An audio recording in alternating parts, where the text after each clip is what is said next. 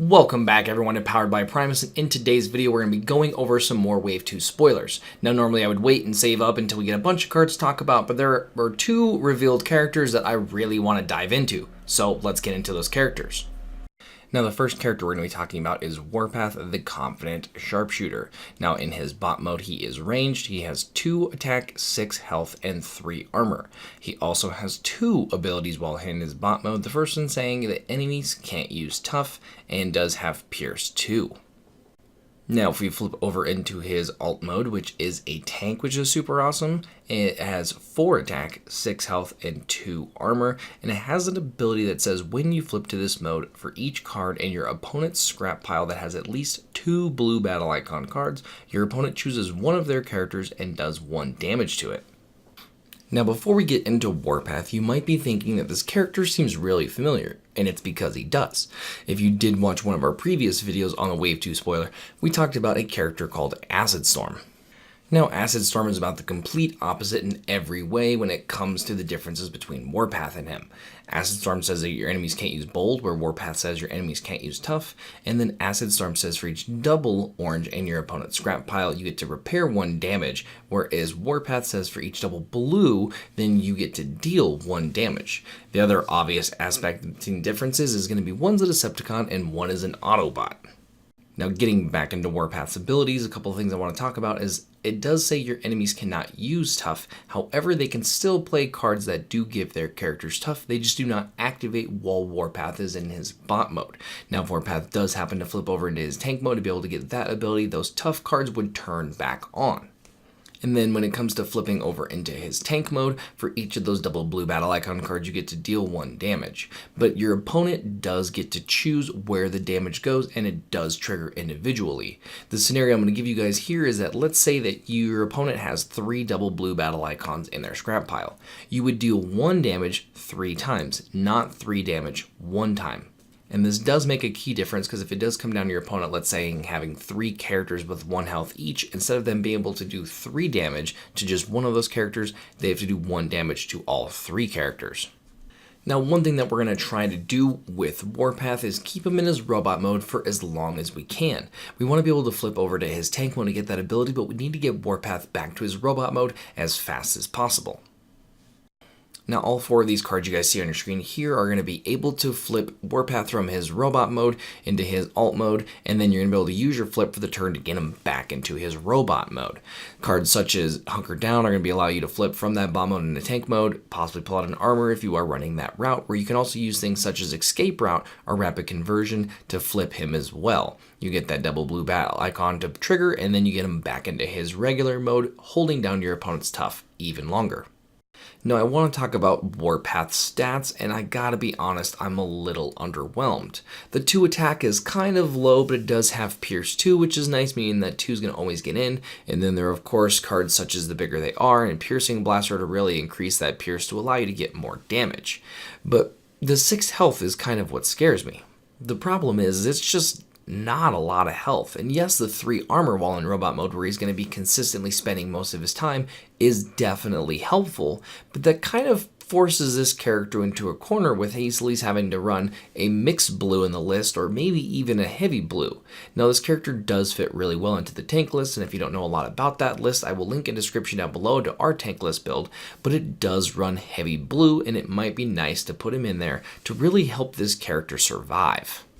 Now I know that they obviously playtest all these cards because they are physical cards. They're not allowed to just go into the system and nerf them and buff them and yada yada, so they do playtest them a lot. So I'm sure that this character probably is set at 6 health for a reason. Now the last thing I want to talk about with Warpath is that he is a high risk, high reward character, seeing as how that if your opponent is running heavy blue and they do have cards with tough, he is going to be a nightmare for them. They are going to have to do everything that they possibly can to get him off of the table as soon as possible because of how big of a threat he will be to them. However, if your opponent is not running any blue, and doesn't have any tough, then Warpath is going to be significantly less powerful, seeing as how then he will just be a 2 attack, 2 pierce character while in bot mode, and then just a 4 attack, 2 armored character on the other side. Now again, if you're running him in the tank list, even if they're not running heavy blue, he still will have some benefits, but again, those abilities are really powerful, and if your opponent is not running them, then again, he is far less significant. Now the next character we're going to talk about is Grapple, and I will be honest when I say that I was pretty sure Grapple was going to make it into Wave 2, but these abilities are something that I would have not predicted by any means, and I absolutely love it. While Grapple is in his robot mode, he is a melee character, has 4 attack, 12 health, and 0 armor. It says that when this battles and you flip icons of exactly 4 different colors, being orange, blue, white, and green, this gets plus 4 attack and plus 4 armor until end of turn. Now, if you flip over to his alt mode, which is a truck, which is super awesome, it has 5 attack and 2 armor. It says when you flip to this mode, you may discard your hand. If you do, and those cards have battle icons of exactly 4 different colors, again being white, blue, orange, and green, do 4 damage to an enemy. This character is 12 stars. Now heading back over into his bot ability, it does say when it battles, which means on attack and or on defense. Now I don't know if you're going to want to try to do it both in the same deck, trying to get him to, proc on attack and defense. Maybe you're going to want to focus on just the attack side of it or just on the defense side of it. Either way, if you are looking to go at it, one thing that you can do is go for bold cards on attack, obviously, going with Power Sword, which is a blue battle icon. You can go with Flamethrower or Supercharge, which are both orange battle icons. Now, if you're going for it on the defensive end, then you can go with things such as Body Armor or Reinforced Plating, and there's also Evasive Maneuvers coming out with Wave 2. Now, the one thing about this ability is if you do happen to get more than 1 attack in a turn or more than 1 defense in a turn with this character, its ability would proc more than once if you happen to pull the ability off. Now, good luck in trying to get that ability to pull off twice, as it is possible, but it is also possible if it does proc, you will get to stack this ability. Let's say you proc it 2 times on defense, then this would get plus 4 attack for the first defense, and then get plus 4 again for the second defense, bringing it a total of plus 8 defense. Now, flipping over into his other mode, it says when you flip to this mode, you may discard your hand. If you do, and those cards have icons of exactly 4 different colors, again, the same 4 that we talked about, you get to do 4 damage to an enemy. Now, this is really cool because you get to choose the enemy, which is always really nice, and it's because it requires such an immense amount of cards to be discarded from your hand. You're going to have to discard at least 4 to get this ability to trigger. Now, your hand is definitely a resource in this game, so being able to sacrifice your entire hand, not just discarding 4 cards, can be kind of a downside. But again, if you can get this ability to trigger to possibly finish off that character you're looking to finish off, or to be able to pluck that character for 4 damage and then attack into it with the 5 damage on Grapple's other side, it might be a pretty powerful ability. It is going to be a lot easier to get 4 different icons into your hand versus flipping them, seeing as how you can choose to hold on to specific cards until you do get this to go. However, when it comes to his other attack and his defense, that's why we're going to be rocking bold or reinforced cards to be able to help trigger it on the defensive side of things. Now, all in all, I think Grapple is a great card. I wish you'd have a little more armor while in bot mode and a little more attack, but it's going to be okay. He is a 12-star, which is a higher amount, so it's going to be kind of tougher to put him in selective teams, but the one thing that I do think that is going to help this character shine, it is going to be the sealed format. There is going to be lots of battle icons running all over the place, and Grapple is going to absolutely love to be cracked open. The other thing is that he is an uncommon, so your chances of getting him are going to be higher, which is really good. And again, he's going to do really well in sealed. So if I'm playing sealed, I'm definitely going to be looking for Grapple. Now, the next character I want to talk about was recently revealed over on vectorsigma.info. I will link them down in the description. I would definitely suggest you guys head over there and check out the article they have on them. It is an awesome read. Bombshell, and I am extremely happy to see Bombshell, let alone a Bombshell that I actually want to play with. It's nothing against the Wave 1 Bombshell, it's just not that good. However, this Bombshell is going to be really good and is definitely considered a combo character, which is one of my favorite things to play in card games. Now let's get into his bot mode. It does have 2 attack, 15 health, which is super nice, and has 1 armor. It does say that when this attacks, you may scrap cards from your hand equal to the number of stars on the defender. If you do, KO the defender. Now, if you flip over into his alt mode, he is a specialist in both modes, which is really nice, and we will definitely be using that. We'll get into that here in just a second. It does have 1 attack, 1 armor, and says when you flip to this mode, draw 1 card.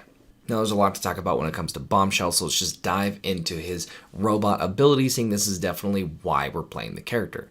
Now, it definitely feeds that combo-esque feel, seeing as how there's going to have to be a lot of things that go into place before you get to attack with Bombshell to really get the maximum ability from him. Now, it does say when you get to attack the defender, and then based on how many stars that defender has, you can then scrap that many cards from your hand to automatically KO it.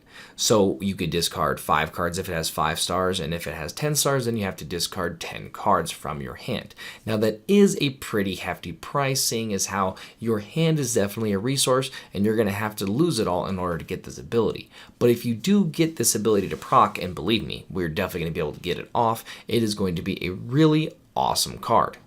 Now, Bombshell is an 11-star character, so building a team around Bombshell is going to be pretty tough.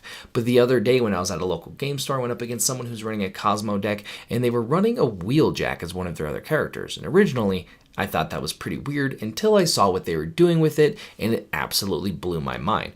Wheeljack already is one of the best character cards to come out in Wave 2, but putting it along Bombshell is going to be extremely awesome, including the fact that Wheeljack is also a specialist.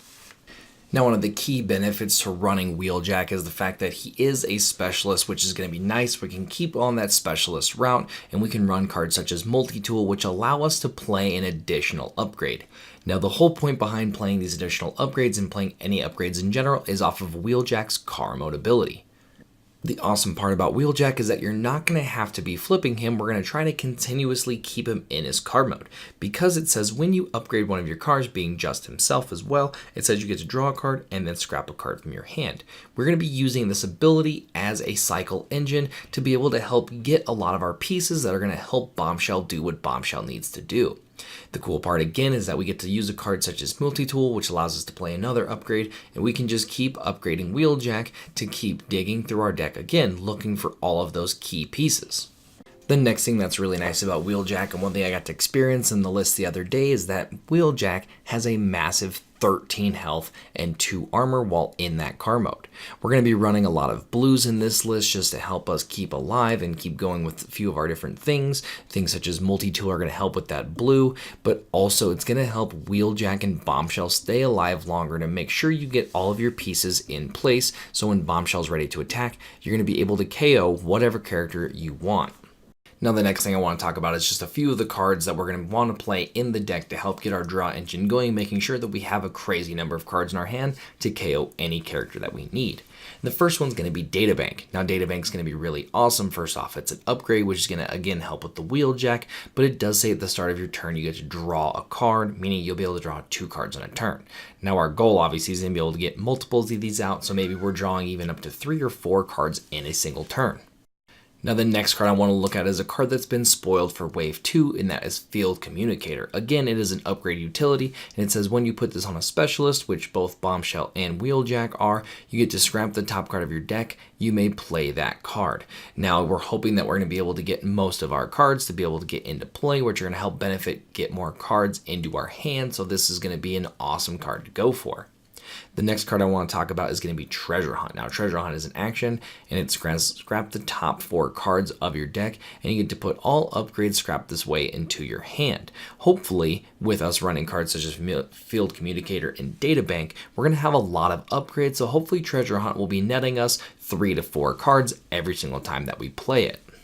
Now, the next card I want to talk about, which is also going to go into that utility slot, is going to be Datapad. Now, Datapad does say that whenever you do attack, you get to draw an additional card, and then you can choose to put one back on top. Now, you don't have to put one back on top, which is nice. It essentially is the plan mechanic, and that'll just let you keep the card in your hand if you wish. But if we're going to have all of these upgrades, what's really the best way to draw? And the answer is Equipment Enthusiast. Now, Equipment Enthusiast is an action card, and it says you get to draw a card for each upgrade. Now, we've already talked about 3 or 4 different upgrades that we're going to have on the list, and having multiples of them and getting them out faster with Treasure Hunt and being able to play them and get more through Wheeljack. So Equipment Enthusiast is going to hopefully be able to net us 3 to 4 cards every single time we play it, which is going to be nice. The next thing about that is Field Communicator, again, might be able to even get this Equipment Enthusiast or Treasure Hunt to be able to trigger just by playing it itself, which is going to give you free cards off of it, not having to play it for your action within the turn. Now I want to finish talking about Bombshell in the fact that his ability is powerful. Now he is more consistent than cards such as Cosmos, seeing as how Cosmos has to make sure that you are reshuffling your deck when it attacks, where this you just have to discard cards, and seeing as how all the cards we looked at previously, we're going to have a lot of cards in our hand to be able to do so. But the real trick is not pulling it off the first time, but pulling it off the second time. So what I will caution you is that when it does come to this character, is that it is going to be tougher to get off a second time, so you do want to try to be getting that biggest character, the biggest threat from your opponent's team off the table with your first proc of this ability. Again, let's say that character is someone like Nemesis Prime or Optimus Prime Battlefield Legend. Those characters have 12 and 13 stars. And seeing as how we're definitely not going to be finishing any of those characters via damage, you're going to have to try to proc it with Bombshell's ability. Now, there's definitely no way that you guys are going to be able to knock out a Volcanicus with this ability, at least if your opponent's trying to kill you at least. But getting that 12 and that 13 star count is going to be difficult, but it is going to be doable. It just will not be doable probably a second time. So like again, I am going to caution you, if you are going to run this list, which I would highly suggest because it's going to be a whole lot of fun. Again, if you are one of those combo players, it's going to be awesome to try to get off. Now, I hope you guys did enjoy this Wave 2 update and all of these characters. It's going to be a whole lot of fun to see what more is coming out. I just get more and more excited about Wave 2 every single time that they show off new cards. Now, if you guys did enjoy this video, a like would be greatly appreciated, and if you're new to the channel, subscribe for more. We'll catch you guys in the next one.